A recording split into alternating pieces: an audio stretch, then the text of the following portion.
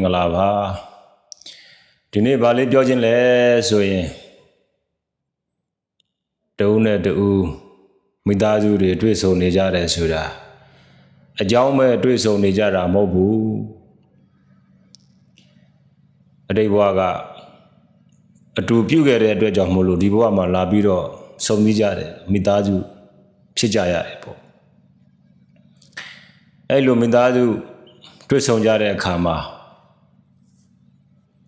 ကောင်းတဲ့အရာတွေနဲ့လည်းပဲဆုံရတာပဲမကောင်းတဲ့ဆိုးတဲ့အရာတွေနဲ့လည်းပဲဆုံကြရတာပဲပေါ့တဦးနဲ့တဦးကဘာလို့လဲဆိုတော့တိတ်ဘဝကကောင်းတဲ့အရာတွေရောမကောင်းတဲ့အရာတွေရောအတူပြုခဲ့လို့အတွက်ကြောင့်မလို့အတိတ်ဘဝကရည်စက်တွေကြောင့်ဒီဘဝလာဆုံကြတာအဲ့ဒါနဲ့ပတ်သက်ပြီးတော့မြတ်စွာဘုရားက950နိဗ္ဗတ်တော်တာဂေတဇတ်မှာဘုရားကိုယ်တော်တိုင်ဟောတာတုမာရဂိတိမြို့ကိုသွားတဲ့အခါခရီးဒေသစာတီလှည့်လည်ရင်ပေါ့သွားတာမြတ်စွာဘုရားခရီးသွားတယ်ဆိုတာကဒေသစာတီကြွတာ2မျိုးရှိတယ်ပေါ့မြန်သွားတာရနှင်းသွားတာမြန်သွားတာကတော့ခုနအင်္ဂုလိမာလာတို့ချွတ်ထားတို့နာရာဂိရိဆင်တို့မြန်သွားတာတွေရှိတယ်နှင်းသွားတာကြတော့ကျောင်းကဘုရားတွေမရောက်တဲ့ပုဂ္ဂိုလ်တွေကျမ်းမာရေးမကောင်းတဲ့ပုဂ္ဂိုလ်တွေဥပမာပေါ့ဆုံးလေးတစ်စုံကိုလောင်းလိုက်ရတာနဲ့လူနဲ့ချမ်းသာကိုရသွားစေတဲ့အရာမျိုးတွေပေါ့မထကွန်တိသရောသားတို့လို့ဆိုလို့ရှိရင်ကလေးကကျမ်းမာရေးမကောင်းဘူးဒါပေမဲ့ဘောဓဘာသာတော့မဟုတ်ဘူးဘုရားကိုဥကလေးညှိုးလိုက်ရတာနဲ့တပြိုင်နက်တည်းနတ်ပြည်ကိုရောက်ရှင်းဆိုတဲ့အကျိုးတရားတွေဒီလိုအကျိုးတရားတွေရှိတဲ့အတွက်မြတ်စွာဘုရားဒေသစာတီကြွတယ်ဒီမှာလဲတုမာရဂိရိမြို့ကိုသွားတဲ့အခါတက္ကကြီးနဲ့တက္ကမကြီးပေါ့ဗျာဇနီးမောင်နှံ 2 ယောက်ကအသက်ကြီးနေပါပြီတားကိုဖះရှင်ကိုမြင်တဲ့အခါတားဆိုတဲ့ချစ်ချင်းအမတန်ဖြစ်တယ်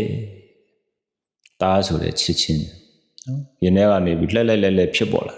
ဖះကိုရိုးကြည်ညိုတာမဟုတ်တွေ့တဲ့အခါကျတော့တက္ကမကြီးကအရင်မလုပ်တော့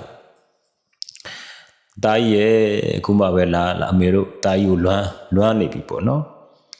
ကြာလှပါပြီအမေတို့ဖေတို့တာကြီးရပြစ်ထားတာပဲမြတ်ဖះရှင်ယဟန်နေဘာမှမပြောရဘူးဖဲလည်းမဖဲရဘူးအဲ့တော့ကဆုံးကိစ္စတွေဘာတွေပြီးတဲ့ခါကျတော့မှပြောပြတယ်စိတ္တယဟန်တို့ဒီတက္ကကြီးနဲ့တက္ကမကြီးဟာသူကအတိတ်ဘဝတွေမှာပေါ့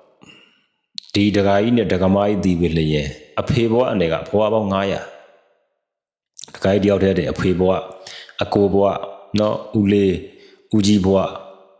အဲ့လိုဘဝမျိုးတွေကဇက်တိုက်ဖြစ်ခဲ့တယ်အဲ့တော့အတူနေခဲ့တဲ့ဘဝတွေရဲ့နီးတော့ဒီဘက်မှာလာသားဆိုတဲ့ချစ်ချင်းဖြစ်တာဒကမကြီးဆိုလည်းဒီတိုင်းပဲအမေဘဝနဲ့ဘဝ900အမကြီးဘဝနဲ့ဘဝ900အမိတွေးဘဝနဲ့ဘဝ900အဲ့လိုဘဝပေါင်းမြောက်များစွာအတူနေခဲ့တဲ့အတွက်ကြောင့်မလို့ဒီဘဝမှာသားဆိုတဲ့ချစ်ချင်းမှာသူ့ပေါ်မှာဖြစ်တယ်ပြောချင်တာကတော့မိသားစုလာပြီးတော့ဆုံစည်းကြတယ်ဆိုတာအတိတ်ဘဝကရည်စက်တွေကြောင့်အတုဘဝကအတူနေခဲ့ဘူးတဲ့ကုသိုလ်အရှိန်အဟုန်ကြောင့်လာပြီးတော့ဆုံစည်းကြတာပဋ္ဌာန်းဆက်ကြောင့်နော်ဒါကြောင့်မို့လို့တွေ့ကြုံနေတဲ့အခိုက်အတန့်လေးမှာမိသားစုတွေပျော်ပျော်ရွှင်ရွှင်ကြမ်းမာရှိပြီးတော့တဦးနဲ့တူတယောက်နဲ့တယောက်မေတ္တာထားပြီးတော့အကာယကံမေတ္တာဝစီကမေတ္တာမနောကမေတ္တာဆိုတဲ့ကံသုံးပါးအမူအရာတွေနဲ့တယောက်နဲ့တယောက်ဒီခံခွင့်လွှတ်နားလည်ပြီးတော့နေကြမယ်ဆိုလို့ရှိရင်တော့မတအေးချမ်းတဲ့မိသားစုပေါ့စိတ်ချမ်းသာတော့မိသားစုလေးဖြစ်မှာမှန်ပဲဆိုတာကိုသဘောပေါက်နားလည်ပြီးတော့အားလုံးပျော်ရွှင်တဲ့မိသားစုလေးကိုဖန်တီးနိုင်ကြပါစေကြောင်းဆုတောင်းမေတ္တာပို့တာအပ်